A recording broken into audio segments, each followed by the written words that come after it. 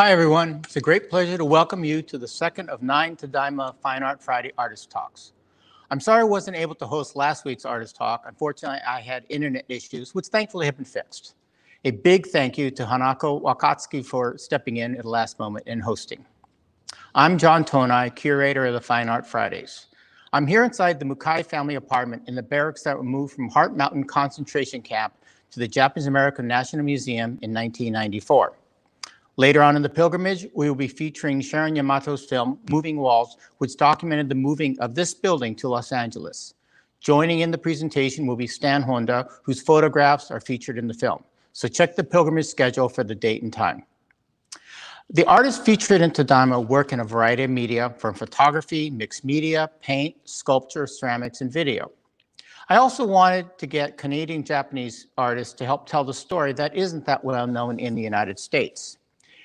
Each artist uses their art to investigate and interpret their impressions of the personal, historic, socioeconomic, psychological, aesthetic, and/or cultural aspects of the camps. The artists and the work can be found on the Tadaima Fine Art Gallery site. It's my extreme honor to introduce you to today's featured artist, Paul Kitagaki Jr. I met Paul in the panel discussion of his show, Gambatte, Legacy of an Enduring Spirit at JANA.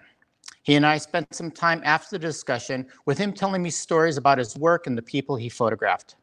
I could not anticipate the strong emotional pull his work had on me as I looked at the historical photographs of the incarcerees as they were in the middle of having their lives torn apart and compared them to his photographs much later on in their lives when they could look back on their experiences as survivors of the camps. San Francisco Bay Area native Paul Kitagaki Jr. has traveled the world covering natural and human-caused disasters, documenting the lives of everyday Iraqi living under Saddam Hussein, Mexico City residents digging out of a deadly earthquake, Asian factory workers laboring for pennies to produce high-end athletic shoes for U.S. and international athletes competing for gold at 9 different Olympic Games. Kitagaki's work has been honored with dozens of photo awards, including the Pulitzer Prize, and has been nominated for Emmys. He's been published in news outlets worldwide, including National Geographic, Time, the Smithsonian Magazine, Sports Illustrated, Stern, People, Mother Jones, the Wall Street Journal, the New York Times, the Los Angeles Times, and the Washington Post, as well as his home newspaper, the Sacramento Bee. Gambatte, Legacy of an Enduring Spirit, documents and illuminates a dark episode in our country's history, the relocation and internment of more than 120,000 ethnic Japanese Americans.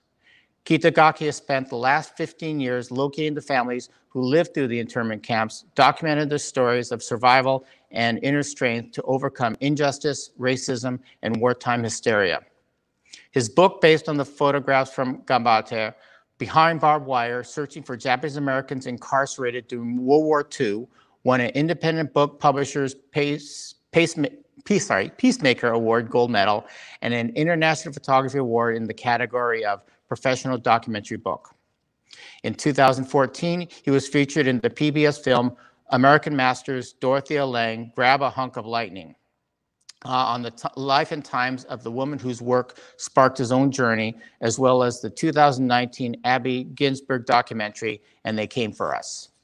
He is also one of 3 photographers featured on KCT's Lost LA, 3 Views of Manzanar, which will be re-airing on July 1st, 2nd, 4th, 21st, and 22nd, and is also streaming on the PBS app. So to the community of Tadaima, I give you Paul Kitagaki Jr. Hey, John. Thank you, John, and the Tadaima community for letting me share the story. So I'm glad to have you. Thank you for that great introduction, too. I think we could start with the first slide.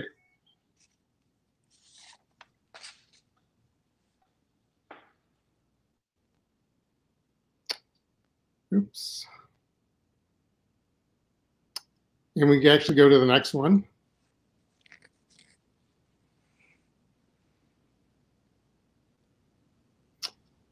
So I want to take you guys all on this journey, and this journey that I took too. And I want to reveal the mystery behind some of the historical photographs of the American incarceration of Japanese Americans after, Franklin D. Roosevelt signed Executive Order 9066 in 1942. That's almost 78 years ago. Next. Will you play this?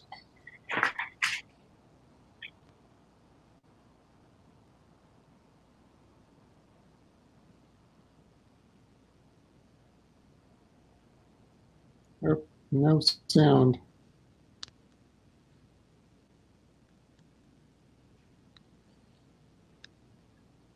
Sorry, we're missing the sound on this.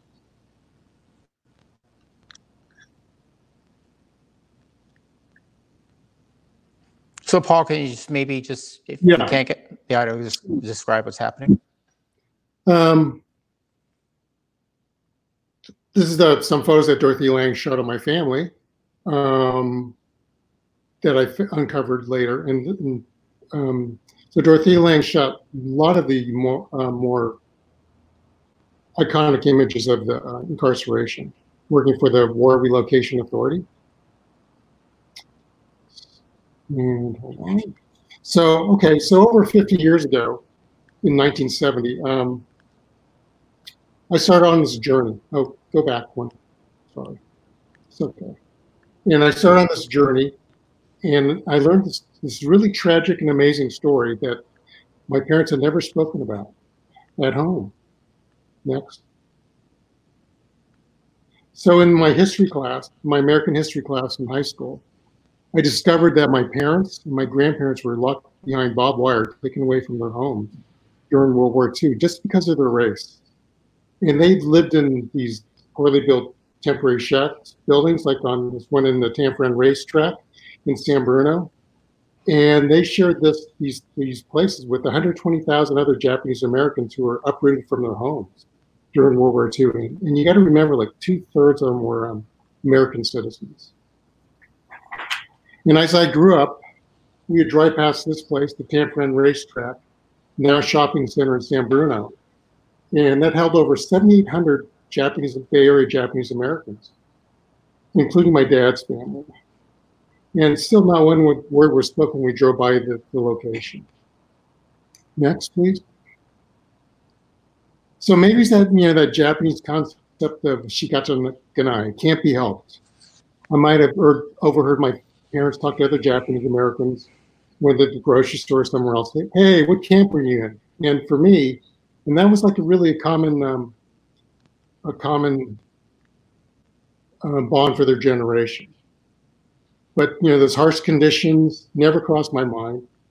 And I was like an Eagle Boy Scout, and camping was supposed to be fun. Next, please.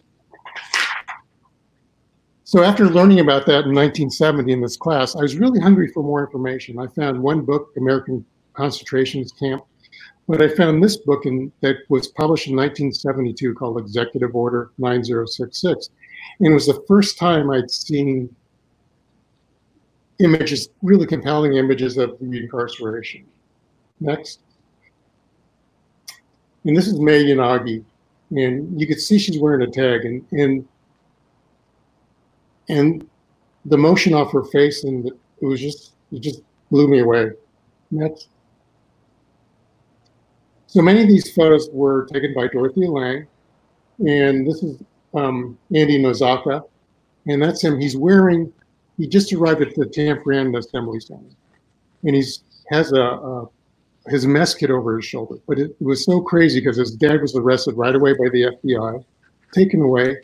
So his mom there had to bring the 4 kids, close the house down, and then they joined his dad later on at the Crystal City. And another sad thing is that his mom had died when they were in Crystal City. Next. So many of these photographs that Dorothea Lange showed the humanity and the suffering of people who just look just like me. And this is the Marchita family from Hayward, and their dad owned a nursery. And Dorothea Lange had this ability to capture the moment where everything changed in everybody's life. It made you really want to care about those people in the photographs. Next. And this is Mamoru Takeuchi, and he's wearing his tag there. And his dad was arrested right away, and they had to go to camp together. And then his mom also passed away when they were in camp. But these images just spoke out to me, and they became the iconic images of the Japanese American experience during World War II. Next, please. This is George Hirano. That's the day he was drafted into the Army, and that's when a photo of him and his parents posting. But these photographs left this burning desire in me. I wanted to know more. More. I wanted to learn and discover more about everybody's life who were in these photographs. And I wanted to really learn what my folks didn't speak about. So maybe learning from all these other subjects in these photographs, I could learn more about the experience. Next. So in 1984, I went to the National Archives in Washington, D.C., and looked through over 900 of Dorothea Lange's images there, and that she shot for the War Relocation Authority. Next, please. So my Uncle Nobo, who was an artist in San Francisco, had told me, he gave me he encouraged my passion as a photographer, and he really gave me this gift. He told me that Dorothea Lange had photographed her family, and I really wanted to know what those photographs looked like. So when I went there in 1984, I looked through these boxes of photographs, and they roll out this card, and here they were. And I didn't know what these photographs were going to look like. Next, please.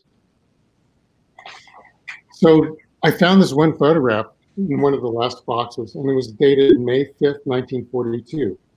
And I'm looking at this photograph. There's my dad on the right, my grandparents, and my aunt. And I'm wondering, why is my grandmother smiling during this really sad time? And years later, my dad told me that was her family friend, Dorothea Hightower. And she had come, just wished my family goodbye. And her family had also stored a lot of their personal belongings when they left. And so did the Oakland Buddhist Temple. And it was really amazing. And my grandfather had a dry cleaning business on Piedmont Avenue that he had to sell, and basically the family lived in the back, and he was never able to reestablish the business when they came back to Oakland. Next, please. I found these other four photographs. A total of four photographs that Dorothea Lange took. The one in the upper right is the Tan Fran Assembly Center, and in that photograph is my Uncle Nub in the background. He helped establish the Tan Fran library there. And he also worked on this newsletter they called the Tan Fran Totalizer. And then when they went to Topaz, he worked on this publication called the Trek magazine. And in the bottom two are the pictures of my aunt waiting with the family luggage. And the first time I saw that picture of my aunt was in this exhibit at the National Archives back in the 90s. Next, please. So this is a photograph of my dad and my aunt taken outside of the same location in Oakland just before my aunt was to move back to Atlanta to live with her daughter, because my aunt was suffering from dementia at that point. My mom's family had a different, so my dad's family went to Tan Fran, and then they ended up in Topaz. My dad and my aunt also left camp. My dad left and went to Des Moines, Iowa to finish his last year of high school. My mom's family wasn't so lucky. They were farmers in San Jose, California, truck farmers, very poor. And my grandfather had suffered a stroke before the war, so he's bedridden. But when the war started, they had to go to the Santa Anita racetrack. And so they went there. They took my grandfather with them because they didn't want to leave him in a county hospital. And they stayed in a horse stall there at Santa Anita. And then they went to Poston. And then after the war, my mom's family, they never came back to San Jose. They ended up being in Albuquerque and farming in Albuquerque. So next, please. So I photographed my whole project with a 4x5 camera. I wanted my pictures to kind of match the photographs that Dorothea Lange had taken in all the other War Relocation Authority photographers who have this huge body of work documenting the incarceration. So I wanted my photographs to look similar to their photographs. So I used a 4x5 camera, and I shot black and white film. Next, please. And many of the subjects I photographed had said to me, we hope like this never happen again in America. So I think they really wanted to help share their stories of what happened to them. Next. So I started with the Lange photographs. And this is one from San Francisco. I'm still looking for those two kids. This is at WWII School in San Francisco, 1942. But over these 15 years, it's taken me so long to find these photographs, the identity of the people in the photographs. Next, please. So on the back of many of the photographs in the National Archives is what you see here. It might say the place and the date where the photograph was taken, but a lot of times there's no information on who were in the photographs, the names of the kids or the parents. And it made it very challenging to find everybody. So with a lot of luck and determination, help from a lot of people, I was able to start identifying the people. Next, please. So like when I called a potential subject, a lot of times I had to overcome that. First, I had to overcome the thing they thought I was a salesman selling something, so I didn't want them to hang up on me. But I wanted them to overcome. They had to overcome that Japanese concept of enjo, where you're reserved, you don't restrain, you don't hold back, you don't want to get the nail sticking up. So many were very reluctant to talk to me, and much less have me photograph them. But so it took a lot of time to gain their trust, kind of explain what I was doing. I'm trying to explain that I wanted to share their history because nobody else knows their story but them, and their images are iconic images of what happened to the Japanese Americans during World War II. So I really wanted to share their story so they could tell the story for everybody else. Next, please. So for many, this was the first time they'd share their story outside of their family. And a lot of times the subjects who I interviewed, their children wanted to know what their parents had spoken about because the parents, like my parents, didn't share their stories at home. So they really wanted to know what was said, and they wanted to know a little bit more about their personal history. This is really a famous another famous Lange photograph. Their uncle had taken over the store after the family had left, and he was a UC Berkeley student. He put that sign up. And this is the siblings. There was 3 siblings, and these are the cousins, and that's the same location in Oakland today. It's now a bank. Next, please. So many of the people I met, some were school teachers like my dad and my uncle. They taught school in San Francisco. Others were farmers like my mom's family. But I also met doctors, scientists, engineers, lawyers, housewives, businessmen, social workers, musicians, artists, resistors, volunteers, yes people, no people. I met so many different people. Next, please.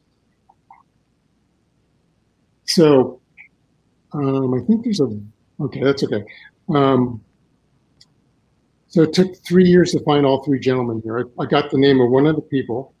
And then I found another guy a year later. And then I found the third guy 3 years later. So when I went to photograph all 3 gentlemen, I picked each guy up and brought him to one of the other guys' house in Monterey Park. And 2 of the guys, which is so crazy, live within a mile of each other. And when I was researching these guys for years, I said, hey, do you know the other guy? And no. But then when oh yeah, they kind of knew each other, but it's like, so it was kind of like this crazy journey, 3 years just to find all 3 of them. And which was really interesting. All 3 guys, their fathers were all arrested by the FBI shortly after the war started, all for different reasons. One of them, their father was a businessman, so he traveled a lot. One had a tofu store in Tokyo, but he was in the business association. And every day these guys this is the historical photo is from Heart Mountain, and every day these guys would raise and lower the American flag, and Mr. Kato in the back would play his bugle. Next, please. Can you play this? This is Lillian Matsumoto. She was 101 when she passed away. She helped start the Children's Village with her husband in Manzanar. And I think there's an audio clip with this. And it's not playing. The sound's not playing.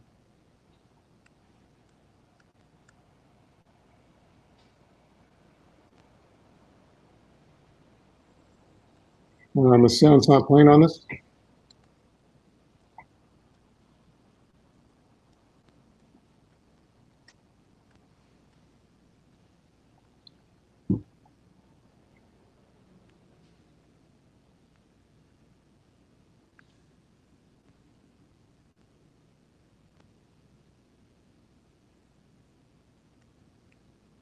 Try that one more time, please.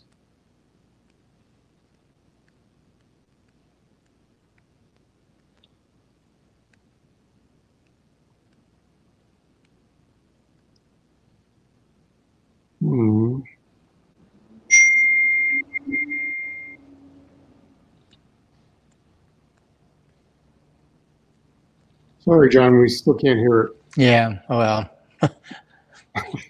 we'll have to wing it. Okay, let's try the next one. Maybe the next one will play.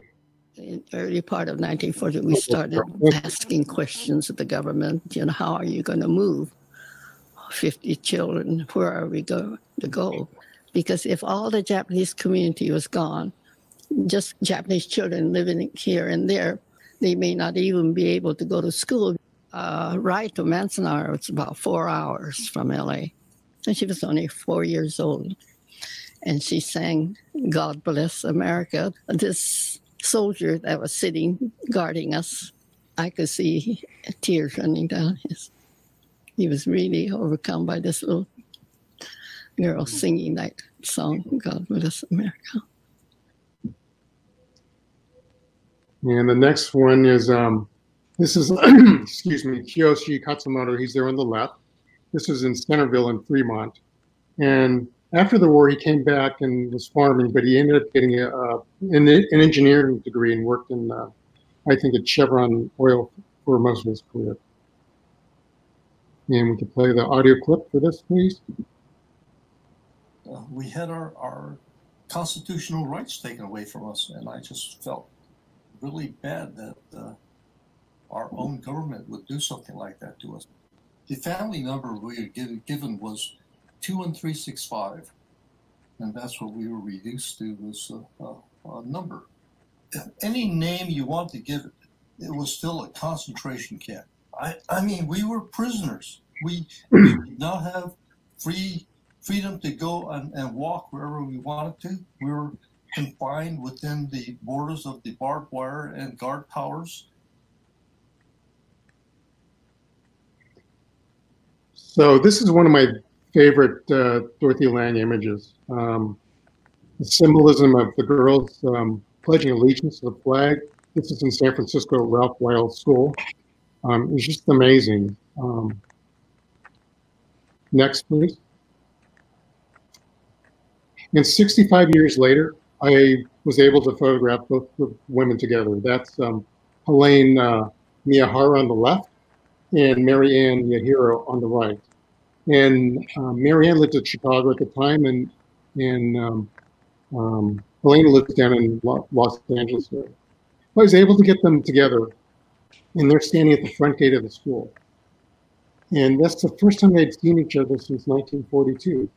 And it's a really amazing story, how everybody's connected somehow. But I'd learned that Helena's father, they owned the grocery store that my mom would shop at in San Francisco called American Fish Market. And we go there all the time.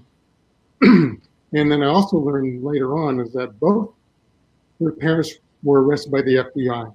Helena's dad was arrested right away because he's a businessman and he donated money to some organization. And Mary Ann, her mom taught Japanese language, and the FBI arrested her right away. And what's so crazy was her mom died in one of the federal detention centers, and she never saw her mom again until they brought her body back to Topaz for the funeral service. was just so crazy. And Marianne said, you know, it was so crazy. She said, you know, even though that thing happened, she didn't have any bitterness. Next, please. This is Mitz Kojimoto, and that's him in San Francisco on Venice Avenue. And he was, I think, 18 or 19 at the time. But he was, later, he would join the Japanese American 442nd Combat Regiment. And he would also win a Bronze Star for bravery in France and Italy. And can we play the clip, please? I didn't know where Pearl Harbor was, and my mother and I were really shocked that such a thing could happen. The big day of our young lives were we were being kicked out of San Francisco. It was kind of shocking because as you grow up, you think you're going to have certain rights of life, liberty. We were citizens, but now we were not. Being treated so harshly was very heartbreaking. And I was lucky enough to photograph Mitz in the exact same place in San Francisco, which is now today a Jiffy Lube on Venice Avenue. This photograph, this is Walter Sockaway, and that's his grandfather. It took me years and years to photograph this or find the identity of Walter. And it wasn't until a few years ago that somebody at the Manzanar site, one of the rangers, said she thinks she knows who that person is. And so she gave me a name, and it was spelled very different, Sakawye. I'm thinking, that doesn't look like a Japanese correct spelling, but amazingly, I Googled the name, and he popped up, and it was like amazing, because usually you get a name and you can't get the contact information. So it was really amazing, and I called Walter up. He was living in Texas. He lives in Texas now outside of Dallas, and I said, hey, I learned about you. I'd really like to come out and photograph you and talk to you about your family. So amazingly, that a year after this photograph was taken, Walter's dad had died in Manzanar. And then later on, his dad and his brother, his younger brother, were also to die during the war. And so it was just he and his mom, and they lived in Denver for a while. Then they came back to Venice Beach, or Venice, California, where they had a house and a little land there. So can we play the clip, please? And he was a trucker in Venice, California, hauling all the produce from the fields there to the market downtown. The property they didn't lose, but when they came back, everything was gone. I don't know. As an individual now, if they tried to pull it off now, I don't think I would cooperate. If you talk to people nowadays, especially the younger people, they don't know what you're talking about. Well, internment camp, what's that? I think it's important for them to know that this thing did happen, and certainly hope that it never happens again to anyone.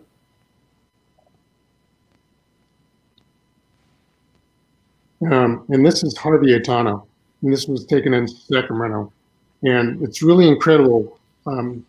He was the co-discoverer of the genetic cause of sickle cell anemia in 1946 when he worked with Linus Pauling in Caltech.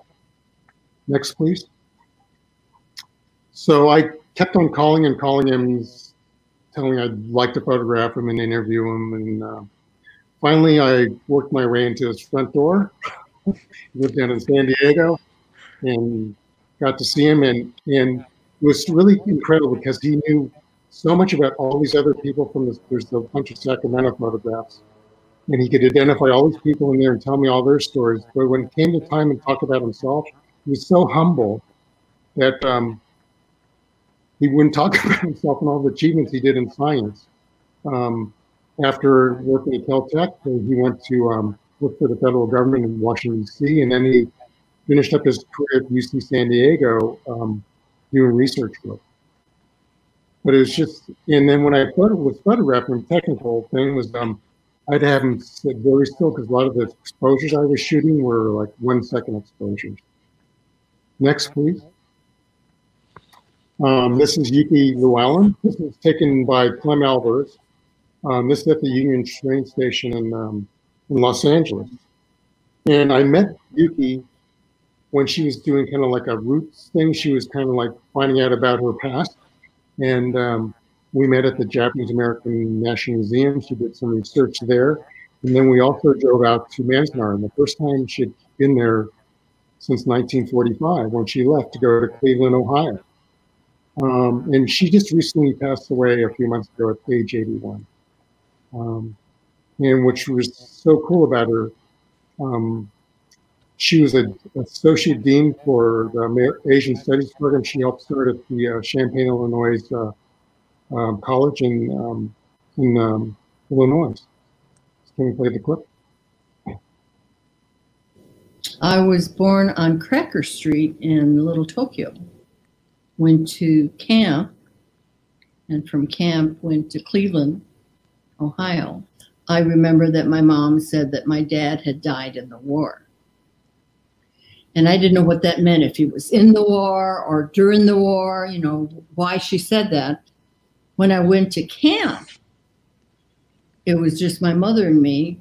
But when I went back to Manzanar to check on my records and things, I found out that she indeed had the Okinaga last name, she had the Hayakawa last name, and she had entered Manzanar with a man and me, but it wasn't my father. My father was in Manzanar, but I didn't know that until I was an adult. I wanted some kind of memory to come flooding back to me just by being there, and it didn't come. I still have in my room, as a matter of fact, sand from the area they said this is where your block was.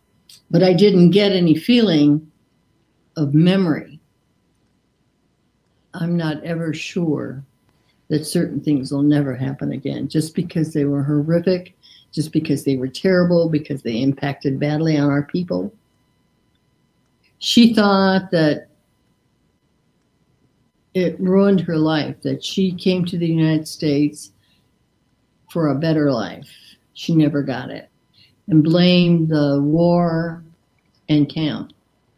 Everything that has happened to me in my life has been influenced in some way because of my experience at camp. Yeah, Yuki's mom was a Kibe. So she was born in the States, and then she came back when she married her husband.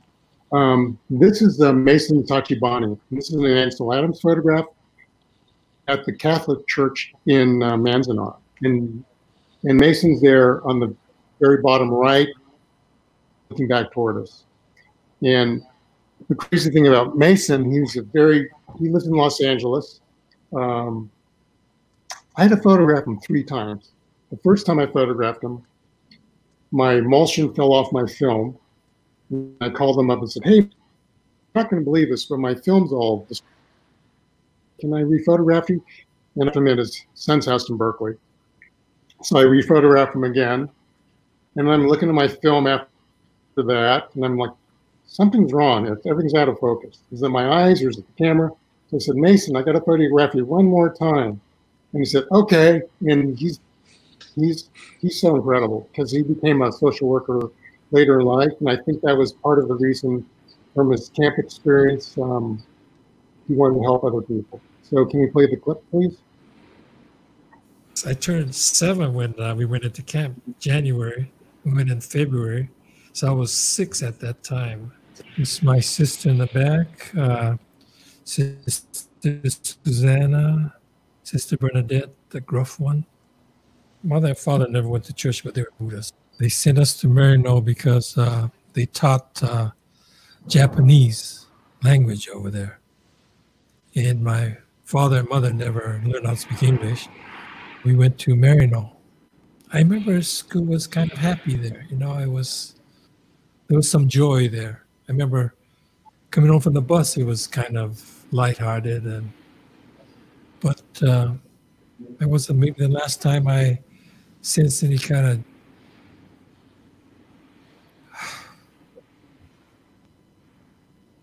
I didn't know that this was going to get me. But I never thought of that like this. So then it was into camp after that, and just any kind of joy or good times just stopped, I think. I didn't think of this before. That time and the time just went, it just changed. So in that way, Merino Catholic Church, they were very important to us.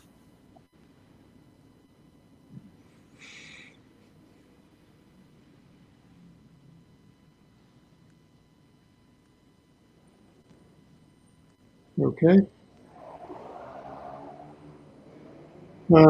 So I started this project in 2005, and it took me over 7 years to find 12 subjects because there's no names on the background. I had to go to different churches and say, hey, do you recognize this in these photographs? Those, somebody had to recognize somebody. Then I had to find a phone number or an address or some kind of way to contact them. And then also call them up and get them to participate with my crazy idea. And so in 2012, it was the 70th anniversary of the signing of Executive Order 9066. So we had Bay Area BART, this is the San Bruno BART station, on the side of the Tampran racetrack, which was the Tampran Assembly Center. They had an Asian Pacific Islander History Month. So I had in the Sacramento Bee and in the San Francisco Chronicle. And this guy, Richard Oba, said, hey, would you like to participate in this historical month? I said, sure. So we hung 12 of my photographs. We also hung a bunch of historical pictures from the Tampran area. And then they borrowed some historical panels from the Japanese American Historical Society in San Francisco. And we had this 1 month exhibit. Well, incredibly, this 1 month exhibit is still there. It's become a permanent exhibit. BART has signed off on it, and it's been just really amazing. And since then, this Tampran Assembly Center has sponsored a JAX grant for me to create an exhibit. And they also created, apply for another grant. And at the same site, they're going to put a memorial plaza there to honor, because what's there in Tampran has a small little square plaque on the parking lot. So now there's a statue or a bronze statue commission of the Mochita girl. And there's going to be this huge plaza because of the change of ownership for the mall. It's really incredible what's going on. Next, please. So I've really been really amazed at how when people come to see the exhibit, how much they are also interested, like I am, in who's in the photographs and what's the story behind the historical picture in the contemporary picture I've shot them. What's happening in that person's life? And so they'll stand there and read this 500-word text block of the before and after of that family and their story. And a lot of times they'll come back. I've heard they'll come back multiple times with the exhibit because they can't take it all in at once. Today we have over 60 of the images. It really grew from 2012. I got 48 more images. People I found, people said, hey, I know who's in these photographs. And I've gotten more contacts, and it was really incredible for all the help I got. Next, please. So this is really an American story. Ethnic Japanese Americans were rounded up by Americans, forced to find an American prison camp by armed Americans. And after World War II, they returned to their American communities. And then, as we all know, in 1988, America formally apologized, but with an apology, which is so important for many of the subjects I've asked. It was more important than getting the reparations. More important for them to have that apology. It meant so much more to them. And this is an exhibit at the International Center of Photography in New York City. They did a projection. This is a few years back. Next, please. So as I said, there's over 600 images shown. This is from the Japanese American National Museum. It's been the most incredible and best show ever. It's spread over 3 rooms, and they did a beautiful, incredible job displaying and sharing the work with everybody. And this ran from 2018 to 2019. Please.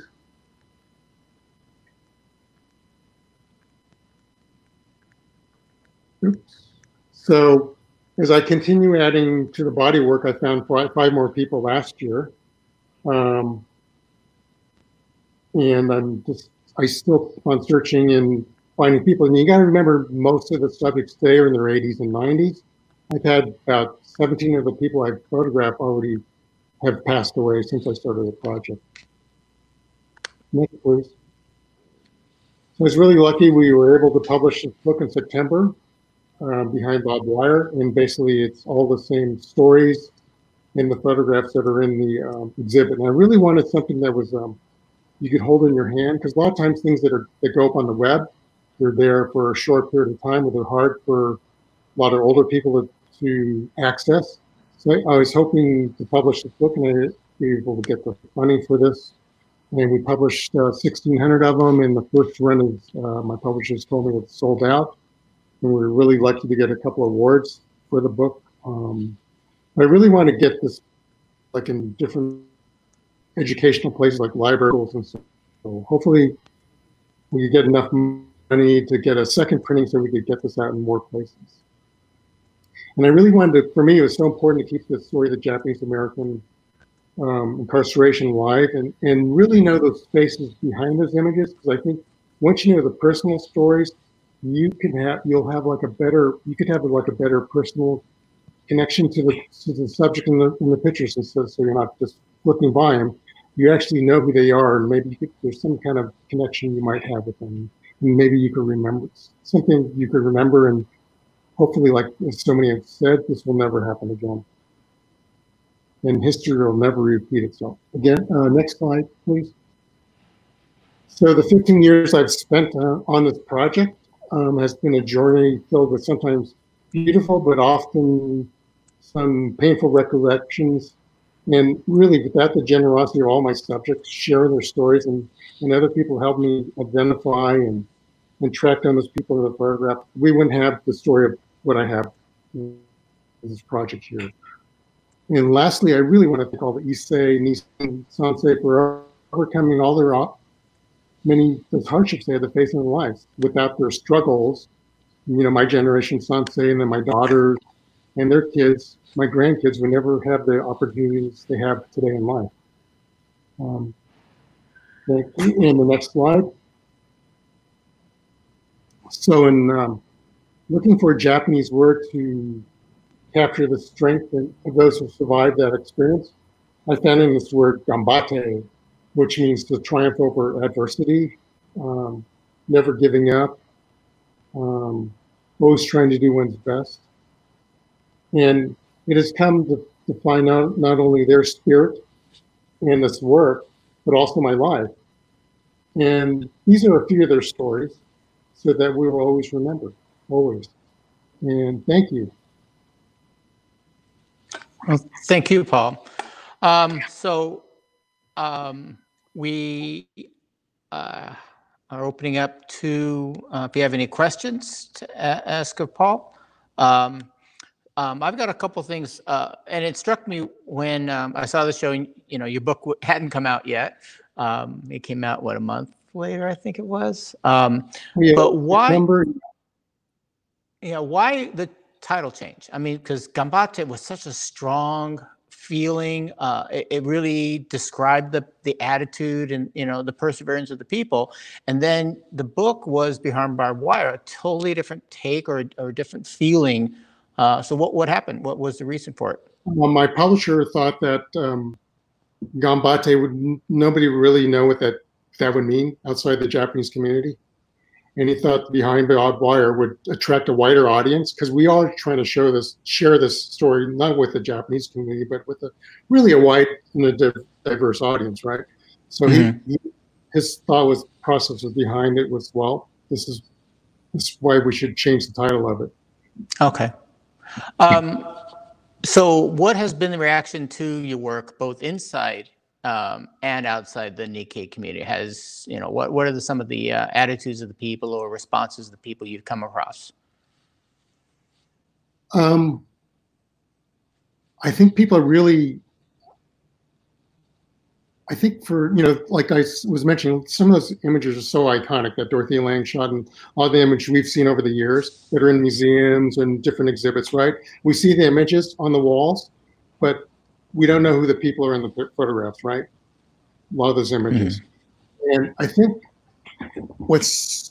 people have really liked that now we know who those people are and what happened to their family.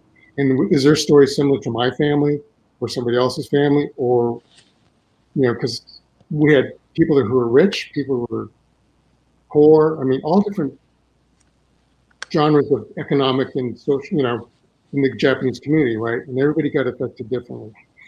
And so there's so many different stories, and I think people are really interested in everybody's story, in the common part of it, and then the different part of everybody else's story, and how they overcame what happened to everybody. Okay. I know this is almost like picking your favorite child, but was there a person or persons that really were your most memorable subjects, whether it's their story or just some impact they had on you during your photography sessions?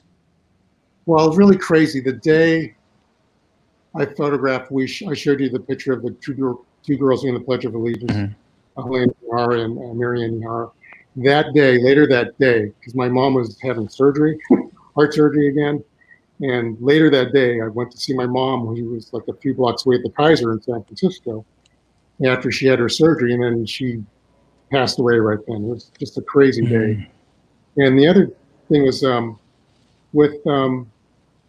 we shared with you Mason Tachibana, and I told you I had to photograph him 3 times. He was so patient with me, but he was incredible, because when we went to interview him, we're talking, and then he really, these feelings just, we remembered these things that he had long forgotten and he buried. He just kept down, and they just came out, and it was incredible. And then I just talked, his career path. They had to come back to Burbank, live in the trailers. It was really hard for them. And then, they were on welfare and all this other stuff that was kind of really hard for his father, the shame of it and all the struggles they had to go through. And he remembers a social worker coming to help them. And I said to him, during our conversation, I go, because I asked him what he became, right? And he goes, well, he became a social worker, and I helped. And I go, do you think that experience shaped your path, your life path?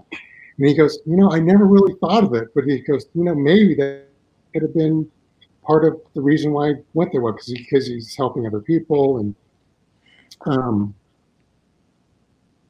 yeah, it was really incredible. And I met Fumiko Hayashida. I'm not sure if we could play the photographs of my project in the background on the side of us, but can we do that on a loop or something? I'm not sure, but Fumiko, she's the picture from Seattle, Bainbridge Island, carrying the daughter, her daughter, and she was the first family that left Seattle. So when I went to photograph her, I met her. I lived in Seattle. The whole time I was there, I didn't know where she was, and I moved to Sacramento, and then I found her. So we just play this on a loop. I think they'll just play. But when I went to see her, I went up to this house. There was these. She lived up this hill. Her house was on top of this hill. There's these stairways, and the stairways cut out of dirt with these cement things in the thing. So I walk up there, go in her house. She's got her whole living room covered with these green frogs. Somehow she somebody gave her one frog and it's turned this collection of frogs. But then when I went to go photograph her, I wanted to take her out to the Bainbridge Island, so which meant we left her house in Seattle, took a ferry across to the Bainbridge Island. So as we're walking out of her house, she's walking down these crazy stairs. I'm thinking, I'm going to kill her. She's going to break her neck. Her pain. I'm trying to help her down the stairs. I'm like, oh, let's let her be safe. So we went out there, and then we had another conversation. Then she said her family was coming out for an event. So, and then we found two other photographs related to her family. There's one of the, this is Fumiko right here. And we photographed her back on her farm that her family didn't leave. And she was a Sansa. And it was really interesting. Her three sisters had been, her husbands, they were all arrested because they had contraband. They were strawberry farmers on Bainbridge. So they had guns and dynamite to blow up tree stumps because they're clearing the land. So when they left Seattle and they arrived in Manzanar, she said, on April Fool's Day, and she just couldn't believe that they were there from this, and all three of them were there. And her daughter, which is in a photograph, she later on she's a little more politically active. She lived down in Houston. She became like a mayor of the town they were living in. This is another one. That's some of her cousins. It's in Seattle. Yeah, so it's like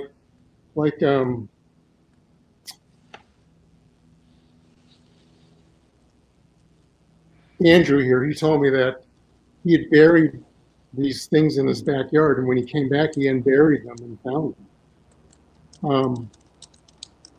This gentleman here, that's his mom. He's outside, but he's holding his baseball glove that he took to camp with him. He loved baseball. He wanted to be a doctor, but he never became a doctor. He came back after camp and was a gardener like so many other Japanese Americans to make a living. Okay, Paul, we're getting close to the end. We have a couple questions. Yeah. And so, so here's the first one from Erin Shigaki. Erin's really good artist herself. So Paul, I'm such a fan. Thank you for your work. I'm curious about your emotional reactions to seeing images of your family in the Lange archives for the first time. Actually, that was a question I have too. It's really incredible because when you go to that Lange, to the National Archives, you saw those little shoe boxes. I call them shoe boxes. They're archival boxes. And all the prints are in little cellophane, 4x5 cellophane, and on the back's the caption, right? And so they bring these boxes out, and I didn't have much time. This is in 1984, and another little part of the backstory, I was working for the San Francisco Examiner. I was on the campaign trail with, I don't know if you remember, Gary Hart, who's running for president. So I was traveling with him, and the trip ended up in DC. So I said, and I didn't have much money at the time because I didn't have much money. I had a little family. So I go, I'm here. I'm going to go to the archives and look for this photograph. Had no idea what it looked like. So I'm just flipping through these boxes. And really, as I was flipping through those boxes, all those faces staring up at me, it really got to me. It's like, I really want to know everybody else's story too. But as I was flipping and flipping, I was getting near the time I had to leave to go to the airport, and I found that picture of my grandparents and my dad, and I was like, it was so incredible. So at the time, now you could get a digital thing, but back in the day, you had to order a negative. So I ordered a big 4x5 negative and an 8x10 negative of the image. And I didn't know about the other two images of my aunt, so I hadn't found those yet, or the other one I found of my uncle later on at the library. So yeah, it's really an incredible experience just to flip through those. And I've tried to tell so many other people too that now these images are online, but it's hard for like an older person to get online to look at them because they're thumbnails and it's kind of cumbersome, clumsy to look through them. So I'm still trying to find more people. So hey, look here, and maybe you could find something that could help identify it. But it's really incredible when you see your family there. And a lot of times, some of these people I photograph, they never knew where photographs were taken, and then they were in the archives. Yeah, also I know, and as far as the images on the web, they're not all the ones in the archives are actually on the web yet either. So no, and a lot of yeah. times when I first started, the stuff that was on JARDA, at Berkeley, UC Berkeley, there were so many more images there you could see. Now they're curated and you can't see everything. Mm-hmm. So it's really hard to find images. Yes. Okay, and Kimiko, is there another? Okay, so is Sharon Machida related to the Machida family mentioned in your presentation? No, it's Mochida, M-O-C-H-I-D-A. Okay. Okay. So Kimiko is, okay, go. So thanks for doing this. Like you, I recall looking at a family copy of EO 9066 as a child. Can you tell me who took the original photos? Albers, Lange, Adams, any others? Yeah. So when you go to the National Archives, on the back of the photograph is the name of the photographer. And I'm not sure you guys know the other famous, for me, he's famous and I met him, Carl Iwasaki. He's a Japanese-American photographer. He worked for the War Relocation Authority. And then after the war, he worked for Life magazine and for Time and for Sports Illustrated. He lived in Denver. And he had a book come out a few years back of all the images he took for during camp life and after relocation. But on all the historical pictures in the National Archives are the names of the photographers. Now, the Ansel Adams photographs, those are in the Library of Congress. He donated his pictures there. So that's where you see the Ansel Adams pictures, and you could actually Google it on Library of Congress Ansel Adams, so you can see the images that he took. Okay, so is that it, Kimiko? So we have Gordon Sakue. Is there any way to support putting books in libraries when the next printing happens? I'm up for any kind of idea. We're grassroots. I'm just a body of one. I'm just a staff of one. So Gordon, you want to help him? It's funny because I did notice in one of the comments, Grant Din, who's really married to my cousin, mentioned that he'd seen your photographs in the San Bruno station. I remember going through there several times and seeing the work too. But the one thing that struck me was the photograph of Yuki. So that was the one you donated for our gala. Right. I bid on that. I lost. I was so disappointed. It was such a powerful photograph. But she's anyhow, an incredible person. It was like, for me, she's my first subject. I don't know if I mentioned, she was my first subject outside the family. And it was just so incredible. We went to, like I said, the first photograph was taken at the Union Station in LA. So we went there first. I shot some pictures there and they're okay. I didn't get a good feeling because I was trying to match the same place where it's taken. But then when we went out to Manzanar, I don't know, it just happened out there. And she came out with her, with a family friend who's who works at the LA County Museum, who's related to her. But it was like a really incredible journey for her of discovery of her family. And I was so lucky that she shared it with me. And I actually, a few years back, I re-interviewed her because the first time I interviewed her, all I had was my little iPod with this really crummy mic on top. So I didn't have any gear. So we did the first interview inside her hotel room with this really crummy recorder. And then a few years back, I was in Missouri judging a contest at University of Missouri. So I called her up and met her and actually did some video with her and we asked some questions. But it was really good seeing her again too, Mm-hmm. Yeah. So that she passed this year. Yeah, I know. That's when I saw the announcement, I was like, oh, it was such a wonderful life and just an amazing story. Yeah. Yeah. So our hour's up. Paul, I'd like to thank you once again for being willing to show your work with us and to be part of our community. And so for next week's Fine Art Friday, we have the Round Rock Collective, which are 3 cousins who have done a video piece. And so if you'd like to see it before they actually talk about it, go to the Tadaima Fine Art Gallery and see the work. So once again, thank you, Paul. It's been a pleasure. Oh, sure. May I mention one last thing? And anybody who knows anywhere else in the United States, we're trying to get this, like in the South, the West, anywhere, just more eyes on the story so more people are familiar with it.